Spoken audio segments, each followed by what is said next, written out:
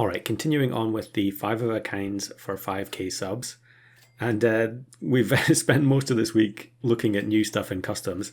This footage is actually from back in July, which it seems kind of wild that it's already been 2 months since I recorded these, and I just haven't gotten around to uploading them. But this game is turn 7 we're starting because, it's a very long game. Often is the case with a lot of these types of runs where you're losing or drawing early because you're greeding for specific units, and then you do need extra time in the late game to try and get the full set of pets for the 5 of a kind. Now there are some tools in this pack that make it a lot easier to do that. Obviously you have things like Hamster, where you can generate free rolls. There's also Sausage they added, so you could potentially give your pets extra rolls even if they don't have that as their own ability. I don't think I end up using that in this run, I can't remember.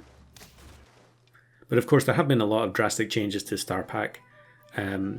Although it's definitely possible to get 5 of a kinds, I think the number of different options to do that has gone down quite substantially. I guess there are probably a few unique ones that might be easier than others. But most of the time, the method I'm going for is Starfish with, and then transitioning into Ostrich after the Starfish ability is kind of run its course. So here I get offered Ostrich and Sabertooth, and we just take the Sabertooth, I think, mainly for survivability. I can't remember if maybe I was actually thinking about going for 5 Sabertooths. Or Saberteeth, but I don't think I'm going to do that in this run. There were a couple of specific units that I was targeting that I really wanted to get the 5 of, and also with some specific equipment in mind as well. So here we're setting up for Starfish. We already have the level 3 Chihuahua, we have the level 2 Elk, and we're going to get the Pillbug to level 3 via the Bass buy sell. And then we end up being offered Piranha and Alpaca. And I'm going to take Alpaca because that is the unit that I want to get a 5 of. Now I think way back at the beginning when the Star Pack update came out, I feel like someone in the Discord uploaded a screenshot of a 5 Alpaca win. I could be wrong, but certainly not the first time anyone has gone for this. And it's not surprising really when Alpaca got pretty substantial buffs. It did get moved up to tier 6. However, its ability is just that much better now because it works. It gives you triple experience in battle. So that means if you give units popcorn, you can be spawning tier 6s, and then the Alpaca will instantly level them up in battle. And there are some pretty strong tier 6s in this pack that will definitely benefit from instantly becoming level 2. Piranha in the shop there, but also Sabertooth is a pretty big one because then you can end up spawning mammoths that become level 2 or higher as well. So we pill the Anteater here. Of course, it does actually use up the trigger from the Alpaca. But we're also going to pill another Anteater here. We've farmed a bunch of pills. Normally, I wouldn't bother doing this with the pill Anteater strategy. Usually, it's just one big cell where you've got a level 3 platypus. But in this particular example, we didn't manage to find the platypus in time. However, with the way Alpaca works, giving experience, we can actually get a platypus to level 3 pretty quickly. However, we've managed to sell a lot of ants in this one turn. Probably here I shouldn't be blocking the food shop because we could be finding chocolate. Although we do get a lot of free chocolate from the alpacas, as soon as we buy an alpaca, it's going to instantly consume. Yeah, you can see there I end up buying one and then combining them together. But we do find another platypus, so we can take the level up now. Don't get another alpaca, which would have been nice. I think I'm just considering the Spino here just for one turn. we actually get another anteater. So how many ants have I sold in this one turn? It's quite a lot. But I guess that's just the way it goes with elk. It's just one of those, it's strange. It ends up creating these turns that last for a very, very long time compared to your normal shop phase. So we have the Spino just for one turn, and then we'll bring in the Platypus next turn, because then we can get instant level 2 on it, and then combine it with the other one. Of course, at a certain point, you can only get so much extra stats onto the alpacas using the starfish, because you need to bring in more than just 2 to actually get another one in the shop here. So we can bring in the platypus, combine them together. Maybe here I was thinking about greeding because of the chocolate, but it makes sense just to sell it now. Huge amount of stats. Sell the duck and then bring in the alpaca again. Now we can sell the beaver. And the main alpaca is almost to 50-50 in, is that 2 turns, 3 turns? We use the chocolate to get the 50-50, reset the trigger count. But now you can see that the starfish is kind of not redundant, because we could still potentially get a level 3 platypus and sell it. We would lose the beaver spawn, but it's still worth it for the amount of stats you get. Maybe that's actually what I'm looking for now. Maybe I'm looking for platypus, and actually we find it. I could also just be looking for ostrich, because with the alpacas instantly making stuff level 2, you can get the ostrich going very quickly. So yeah, it does look like I'm going to go for the full level 3 platypus cell a second time. Thinking about freezing pillbug there in case we happen to find an anteater, but I think honestly we're greeding pretty hard already. Yeah, we'll move the 50-50 to the front. It does feel pretty unfair to get an instant 50-50 by turn 12, but that's just the nature of this pack at the moment. You still can absolutely lose, even though you end up getting these incredible starfish elk pivot turns. But I think most of the time you're going to feel pretty secure. And you can see there what happens with the alpaca. It levels up the in-battle unit. And yeah, you can see this is actually fairly close against that level 3 vulture team. So now, yeah, chances of finding a platypus in the shop pretty low with 2 alpacas frozen. But I think I am going to keep greeding, looking for the chocolate. We find another alpaca. So we're definitely set as far as our 5 of a kind goes.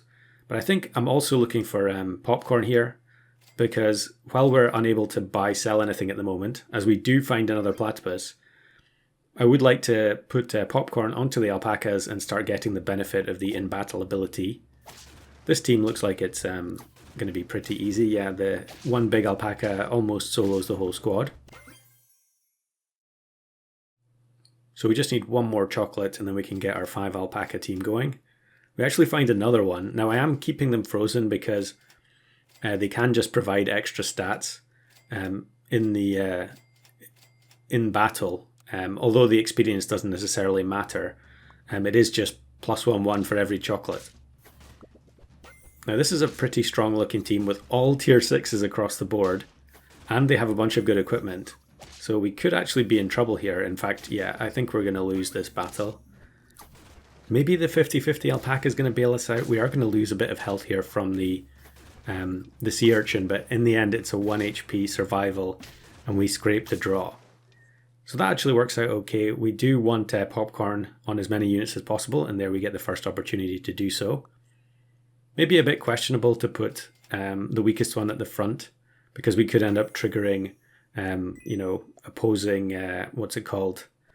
The octopus, mimic octopus. And there all the alpaca triggers activate on the duck just for it to be sold. But now we get the full team of alpacas. We can just start combining them all together. And getting the level 2s. Yeah, we might as well just instant level 2 here. That will reset the triggers for the battle and the unit, the popcorn unit, will get leveled up. Actually, it would probably make more sense to put the popcorn unit second in case we get Sabertooth. Because, yeah, we end up getting one here and there's not going to be any space for the extra mammoths. So that's definitely a mistake. But this is a very unusual lineup, and it does take a little bit of getting used to. So we face this Orca team, but yeah, unless they get some kind of infinite sequence there with Eagle into another Orca, we're fine. I wonder if I'm going to learn my lesson here and move the alpaca with popcorn back one space. Maybe not. We do find another popcorn. Okay, so I'm going to double down on the mistake and just play them both at the front. I guess if you end up getting Piranha, you know, having it right at the front is more beneficial because you're going to get more attack overall. Probably doesn't really, you know, whichever way you play things, it's not going to be optimal. So we get Sabertooth again, which is both incredibly lucky and unlucky at the same time. And we do get level 3 Mammoth because of the extra triggers. I think this is back when the Ammonite hadn't been changed yet. So Mimic Octopus was, you know, it was much easier to get the level 3. And I think actually we're going to lose as a result of that, yeah. Thankfully that doesn't exist anymore. But yeah, it was a 1 HP loss because of the Pepper. So again, it would be good to get Pepper on the unit at the back. I think I'm going to take the combination on the middle alpaca. Or maybe I'm going to level up. Yeah, okay. We do get another popcorn. I could also buy seaweed here. Maybe I'm just going to roll and hope for Pepper. But yeah, I should just buy the popcorn. I guess I'm a bit tentative because I'm on 1 heart. But I think that was the correct decision. And I don't want to move it forwards. I don't want to have all the weak units after that last turn due to the Mimic. We don't want to give it too many opportunities to trigger. Again, the triple level up produces a unit that isn't going to have space to spawn. We end up getting Slug, which I guess is fine because it can spawn in the empty... it only needs 1 space to spawn everything. And it actually ends up getting a knockout there. And thankfully the attack on the alpaca here is exactly enough to knock out the Mimic. And we get the 5 alpaca win. It would have been nice to have all popcorn, but it just didn't work out that way. So here are some extra bonus clips. We will have another longer run in a minute. But all of these runs are using the same method with Starfish, so I don't really want to post individual videos on all of them. But this is the 5 Saber team. We end up facing this level 3 donkey squad. You don't see very many level 3 donkeys at all. But we only have a level 1 Sabertooth here, so there's not going to be any mammoths flying off screen. And although they do have Pepper on everything at the back, the mammoth is going to break the Pepper and we get the win. Just barely though, which I guess is kind of surprising given that they had a donkey there instead of another summoning unit. Now here's one that did not work out for obvious reasons, as you can see. And there's the old Mimic Octopus, or old Ammonite rather. And so we never really had a chance here. This one just had, it just took way too long to find all the armadillos. And yeah, you can see the last 2 were just so tiny in comparison to their teammates. So now we're going to look at this one, which is going to be a 5 Orca attempt. And we're picking it up on turn 11 where we're poised in a very similar position where we have the Starfish ready to go. And then we have 2 level 3 tier 1s. We take the level up, we'll sell the Marmoset first because that will buff the frog. Or maybe I'm going to do it this way. Actually, that was a mistake, I think. Because if I sell the Marmoset first, then the frog would have gotten up to 10 attack, which would increase the value from Starfish. So definitely not a correct decision there. I guess I was just hyper focused on actually getting and actually making use of the frog's ability, when really I should have thought more carefully about my decision there. Kind of an unusual team here where they've knocked out their own unit with the woodpecker, and I think we are going to lose. Yep. Level 2 Spinosaurus, it's actually a collie there. I'll link to his channel in the description. He hasn't uploaded for a while, but I'm sure that's just because he's busy in real life. So yeah, also now having swapped the stats, selling the Marmoset without 10 attack is going to be a bit of a waste. So I think I'm waiting here for the opportunity for a fried shrimp. We are on 1 heart though, so maybe I'm just going to have to do the sell. Yeah, just admit defeat. You know, I made a mistake there. Sometimes you just have to accept it and move on. But we will freeze the orca because we do want to get maximum value from this platypus before we consider bringing it in. And we end up getting another orca on level up, so it's all working out after those misplays. And look at the amount of stats we get here in 1 turn. It's absolutely absurd with level 3 starfish. Plus 9/9 on 3 units. So we've gone from looking like we were on the brink of elimination to actually having a pretty solid lineup here. So we'll take the chocolate. I think maybe I could have been freezing ostrich in the shop, but I guess we'll just keep looking for one after this. Another woodpecker saber-tooth team, but it's going to be very difficult for them to compete with the massive injection of stats from the starfish. And we also end up getting the cuttlefish applying ink to the vulture in Star Pack. I always find that amusing when that happens. Might as well take popcorn on one of the weaker units. Very large donkey here, although it looks like they've gone via used the shoebill option for scaling. Now clearly shoebill was one of the best possible units you could have for going for a 5 of a kind in the previous version of Star. I think in this one not so much. Maybe you could do something with it if you had you know, like what is it, Cardinal, regenerating the strawberries every turn. But I think you know, that's just such an unfortunate requirement of needing to find another strawberry because the strawberry gets consumed. I definitely think that's a better design overall compared to the way it was before.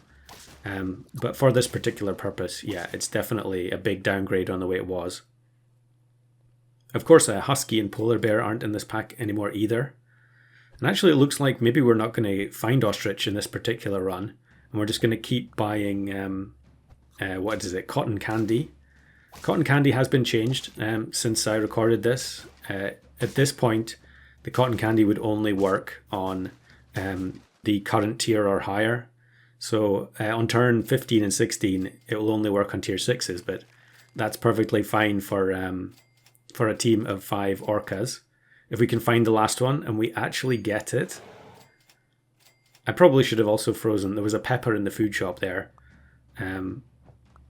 And we faced this team with, I guess it's a level up build with jellyfish and clownfish. And although they reduced some stats with the transformation into the sea urchin, it's not even close and we still have 3 orcas left. I don't think we got particularly good spawns there either. And then lastly, we've got this one, which is a 5 reindeer run.